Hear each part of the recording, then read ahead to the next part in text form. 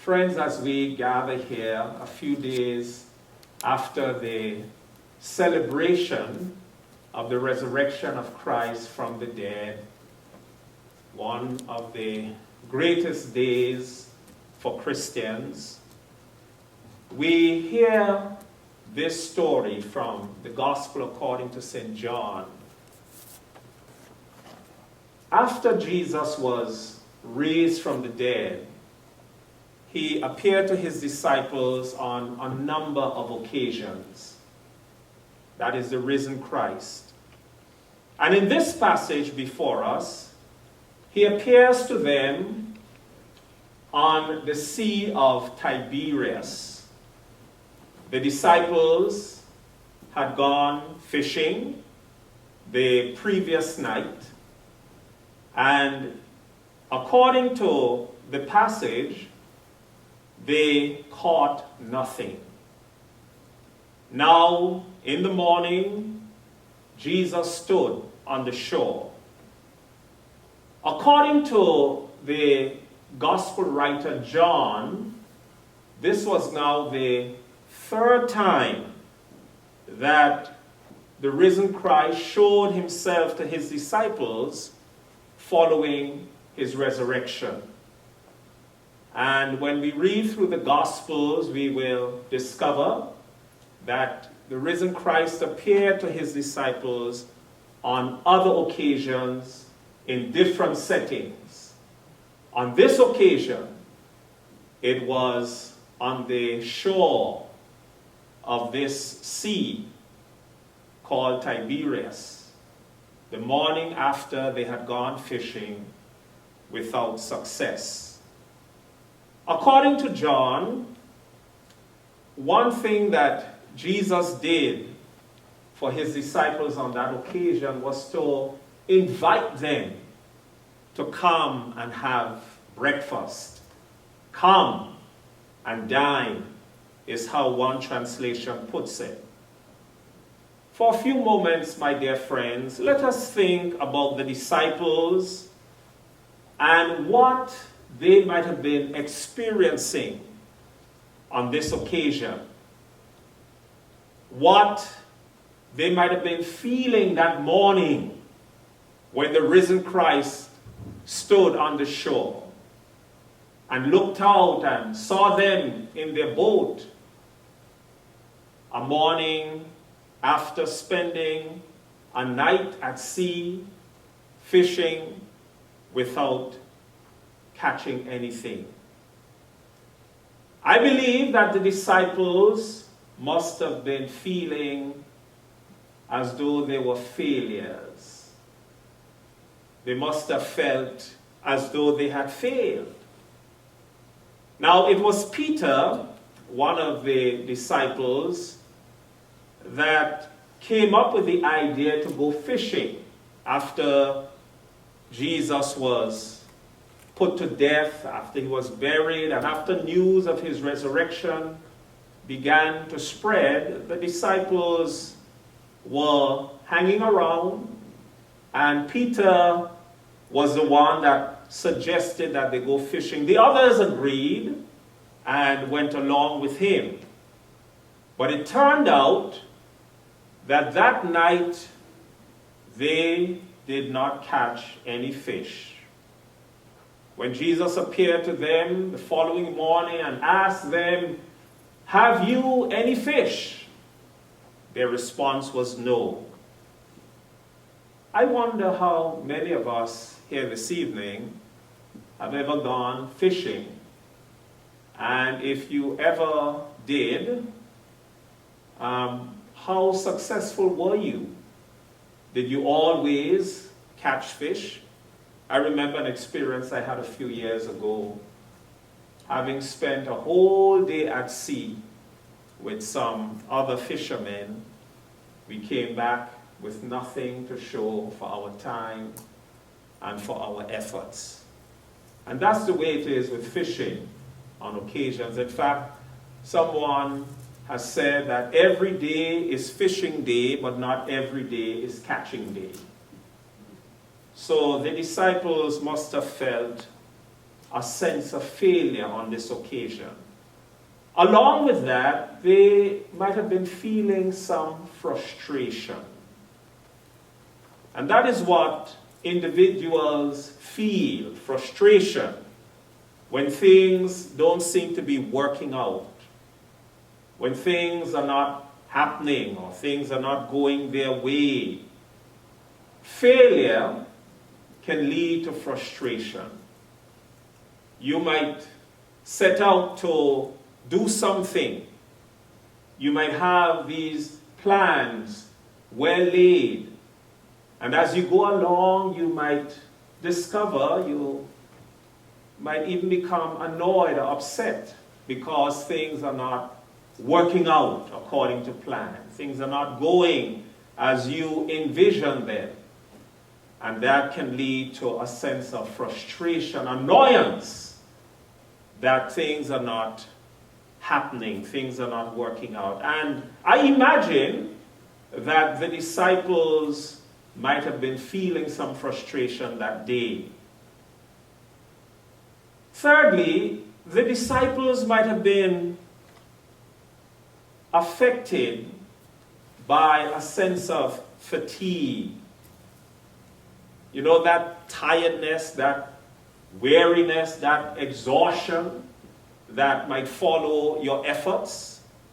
Imagine spending a night at sea fishing and how one might feel the following day. And fatigue is something that we all have experienced at times. After a day at work, depending on the demands, the challenges, and how much we have put out, we can end up feeling exhausted, fatigued. Now, these things that I have identified, failure, frustration, fatigue, are very common. At some point, we all have felt this way. And it's in these circumstances that the risen Christ appeared to the disciples. A group of men who might have felt as though they were failures. A group of men who were experiencing frustration. A group of tired men. Men who were fatigued. The risen Christ stood on the shore and addressed them. I should note also, my dear sisters and brothers, that their failure was not limited to that one night at sea when they went out and caught nothing. But that sense of failure extended to the experience the disciples had when Jesus was arrested. Remember when Jesus was taken prisoner by the authorities before he was tried and crucified and buried? In one gospel we are told that when they came and arrested Jesus, his disciples forsook him and fled. And among them, of course, was Peter, who had said very stoutly and very courageously, when Jesus predicted that his disciples would forsake him, Peter spoke up and said, "Even if they all run away, I will stand by your side." And of course, Jesus turned to him and said, "But Peter, before the cock crows 2 times, you will betray me 3 times. And so it happened. So I imagine that deep sense of failure that Peter might have been feeling. On this occasion, these men were probably at one of their lowest ebbs in life, in terms of their confidence, in terms of how they felt about themselves. Their esteem might have been very low. And here comes the risen Christ, standing on the shore, and saying to them, come and dine, come and have breakfast. The message for this evening, my sisters and brothers, as we prepare to go, and those who might be listening to this broadcast when it is put on the web, is that Jesus is a loving, caring Savior who comes to us in various circumstances of life. When we might be feeling low, when we might be lacking self-confidence, when we might be feeling like we have failed, frustrated, feeling that deep sense of fatigue. Jesus comes and he calls and he brings renewal and refreshment.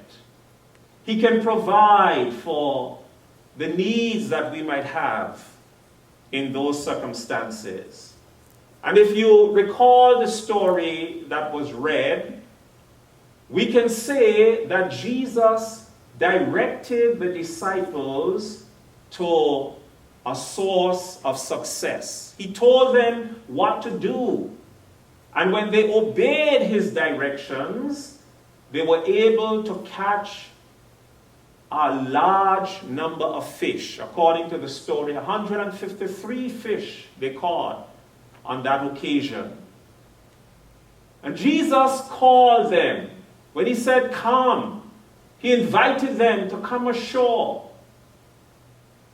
In other words, Jesus did not write them off, but Jesus called them to share their life with him as he would share his life with them. And then we see Jesus in that story providing for the disciples. By the time they got to shore, Jesus already had a fire going and fish on that fire, and bread was provided. So Jesus provided for their needs. I imagine they must have been tired and hungry. And Jesus knew exactly what they needed and catered to those needs. And we can conclude by saying that Jesus, the risen Christ, served his disciples. In fact, we remember the words of Jesus, the Son of Man came not to be served, but to serve and to give his life a ransom for many. So Jesus Christ is here, my sisters and brothers. That is what we celebrate at this time. As we recall how God raised Christ from the dead, we remember that he lives and he walks with us. He talks with us. He's present with us. And he can provide for all our needs. I pray that we will open our lives and our hearts to receive him as he comes to us now and forever. Amen.